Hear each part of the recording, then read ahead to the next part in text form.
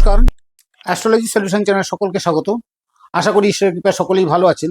আমি অ্যাস্ট্রোলজার উত্তম। আজ আমরা আলোচনা করব জন্মছকে যে গ্রহরা যেই রাশিতে অবস্থান করে সেই রাশির ফলাফল কতটা দিতে পারে তা নির্ভর করে গ্রহরা কত ডিগ্রিতে অবস্থান করছে তার উপরে। আমরা আজ এই গ্রহদের ডিগ্রি নিয়ে আলোচনা করব, অর্থাৎ কোন গ্রহ কত ডিগ্রিতে থাকলে কিরকম শুভ বা অশুভ ফল দিতে পারে বা কখন শুভ বা অশুভ ফল দিতে পারে না, এই বিষয়গুলো নিয়ে আজ আমরা আলোচনা করব। তবে যারা চ্যানেলে নতুন তারা অবশ্যই চ্যানেলটি সাবস্ক্রাইব করে বেল আইকনটি প্রেস করে অল অপশনটাকে প্রেস করে রাখবেন। আর যারা ফেসবুক বা ইনস্টাগ্রাম থেকে দেখছেন তারা অবশ্যই চ্যানেলটি লাইক, ফলো ও শেয়ার করে অপরকে দেখার সুযোগ করে দেবেন। তবে আজকের আলোচনা শুরু করা যাক। জন্মছকের যে গুরুত্বপূর্ণ বিষয়টি হচ্ছে সেটি হচ্ছে গ্রহরা কত ডিগ্রিতে অবস্থান করছে। কোনো যদি অ্যাপস বা কোনো জায়গা থেকে আপনারা দেখেন যে জন্ম ছকের পাশে লেখা রয়েছে যে ধরুন রবির পাশে লেখা রয়েছে ধরুন 24 ডিগ্রি 5 মিনিট 20 সেকেন্ড, এরকম লেখা থাকে। অর্থাৎ রবি সেই যে রাশিতে অবস্থান করছে সেটা 20 ডিগ্রিতে অবস্থান করছে। এই ডিগ্রিটা হচ্ছে অত্যন্ত গুরুত্বপূর্ণ বিষয়, কারণ আপনার জন্মছকে কোনো একটা গ্রহ কোনো যদি একটা স্থানে অবস্থান করে, কোনোভাবে অবস্থান করে, সেটা যে সম্পূর্ণ ফল দিতে পারবে তার কোনো মানে নেই। সেই গ্রহ কতটা ফল দিতে পারবে তা নির্ভর করে কিন্তু এই ডিগ্রির উপরে। সুতরাং ডিগ্রির বিষয়টা অত্যন্ত গুরুত্বপূর্ণ। আজ আমরা সেই বিষয়টা নিয়েই আলোচনা করব। আমাদের এই যে জন্ম ছকটা দেখতে পাচ্ছেন, একটা ছক দেখতে পাচ্ছেন, এটা হচ্ছে রাশিচক্র। এই রাশিচক্র পুরোটা হচ্ছে আপনার 360 ডিগ্রি। 360 ডিগ্রি, এর মধ্যে মেষ, বৃষ, মিথুন, কর্কট, সিংহ, কন্যা, তুলা, বৃশ্চিক, ধনু, মকর, কুম্ভ এবং মীন, অর্থাৎ 12টা রাশি। 12টা রাশি, তা প্রত্যেকটা রাশি হচ্ছে 360 ডিগ্রি ভাগ 12, অর্থাৎ প্রতিটা হচ্ছে 30 ডিগ্রি করে। অর্থাৎ এই যে রাশিচক্রের 12টা রাশি, এই 12টা রাশি এক একটা রাশি হচ্ছে 30 ডিগ্রি। এটাকে আমরা 5টা ভাগে ভাগ করব। যেমন কোনো গ্রহ যদি 0 থেকে 6 ডিগ্রির মধ্যে থাকে তখন সেটাকে আমরা বলে থাকি সেই গ্রহের বাল্য অবস্থা।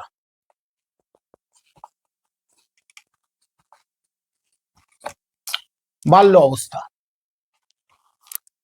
এবার কোনো গ্রহ যদি 6 ডিগ্রি থেকে 12 ডিগ্রির মধ্যে থাকে তখন আমরা বলে থাকি তাকে কুমার অবস্থা।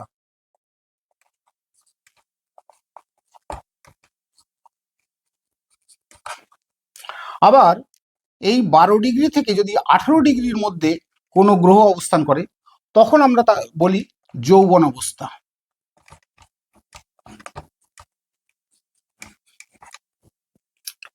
এই 18 থেকে 24 ডিগ্রির মধ্যে থাকলে তখন আমরা তাকে বলি বৃদ্ধ অবস্থা। আবার 24 ডিগ্রি থেকে 30 ডিগ্রি পর্যন্ত যদি থাকে কোনো গ্রহ তখন আমরা তাকে মৃত অবস্থা বলি।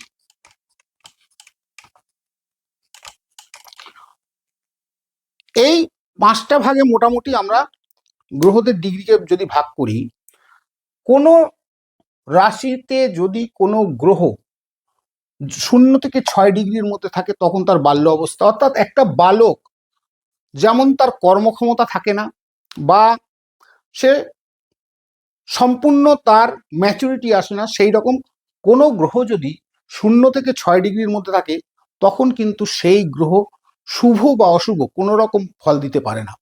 দিলেও খুব সামান্য ফল দেয়, না দেওয়ার মতো। কিন্তু আবার কোনো গ্রহ যদি এই 6 থেকে 12 ডিগ্রির মধ্যে থাকে সেক্ষেত্রে তখন তার হচ্ছে কুমার অবস্থা। অর্থাৎ তার প্রভাব ধীরে ধীরে ধীরে বাড়তে থাকে। সে তখন অন্তত 50% কাজ দিতে পারে, কারণ তার সম্পূর্ণ পূর্ণ ক্ষমতা না থাকলেও কিছু কিছু ফল দেওয়ার ক্ষমতা তার মধ্যে থাকে, সুতরাং সেখানে সে 50% পর্যন্ত ফল দিতে পারে। আবার কোনো গ্রহ যদি এই 12 থেকে 18 ডিগ্রির মধ্যে থাকে, তখন হচ্ছে যৌবন অবস্থা। অর্থাৎ যৌবন অবস্থায় যেমন একটা মানুষ যৌবন অবস্থায় যেন সম্পূর্ণ তার কার্যকারিতা থাকে, তার কর্মক্ষমতা থাকে, গ্রহদেরও ঠিক সেই রকম এই 12 থেকে 18 ডিগ্রির মধ্যে অর্থাৎ যৌবন অবস্থায় যদি কোনো গ্রহ ডিগ্রিতে অবস্থান করে, সেক্ষেত্রে সে সম্পূর্ণ ফল দিতে পারে। অর্থাৎ যে শুভ ফল দিক বা অশুভ ফল দিক, সে কিন্তু 100% ফল দিতে পারে। আবার এই 18 থেকে 24 ডিগ্রি তখন হচ্ছে বৃদ্ধ অবস্থা। তখন কিন্তু এর কর্মক্ষমতা, একটা বৃদ্ধ মানুষের যেমন কর্মক্ষমতা ধীরে ধীরে কমে যায়, এই গ্রহদের ফলও কিন্তু প্রভাব ধীরে ধীরে কমে যায়। সেটা শুভ প্রভাব হলে শুভ প্রভাব কমে যায়, আবার যদি অশুভ প্রভাব হয় সেই অশুভ প্রভাবও ধীরে ধীরে কমে যায়। সুতরাং বৃদ্ধ অবস্থায়ও খুব একটা ভালো ফল দিতে পারে না, হয়তো 50 to 60% সেই গ্রহ ফল শুভ বা অশুভ ফল দিতে পারে। আবার 24 থেকে 30 ডিগ্রির মধ্যে যদি কোনো গ্রহ অবস্থান করে কোনো রাশিতে, সেই গ্রহ কোনো ফল দিতে পারে না, কারণ সে মৃত অবস্থা। তখন তাকে আমরা বলি মৃত অবস্থা। সেই গ্রহর কোনো শুভ বা অশুভ কোনো রকমই ফল পাওয়া যায় না, দিলেও খুব সামান্য ফল পাওয়া যায়। এইগুলো হচ্ছে এই গ্রহদের অবস্থান, ডিগ্রির অবস্থানগত ফলাফল আমরা এর থেকে নির্ণয় করে থাকি। অর্থাৎ কোনো যদি গ্রহ যদি কত ডিগ্রিতে অবস্থান করছে তার উপরেই নির্ভর করে তা সে গ্রহ কতটা শুভ বা অশুভ ফল দিতে পারবে।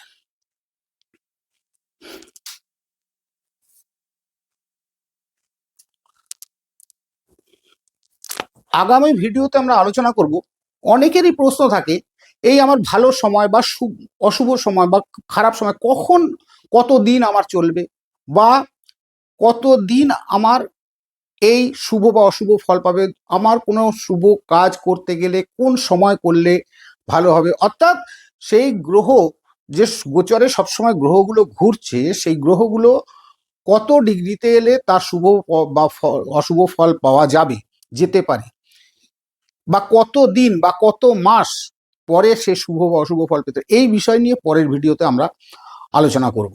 সুতরাং এই ভিডিওগুলো অত্যন্ত গুরুত্বপূর্ণ। অবশ্যই আপনারা চ্যানেলটি সাবস্ক্রাইব করে বেল আইকনটি প্রেস করে অল অপশনটাকে প্রেস করে রাখবেন, এই গুরুত্বপূর্ণ ভিডিওগুলো যাতে আপনারা নোটিফিকেশন সবার আগে পেতে পারেন।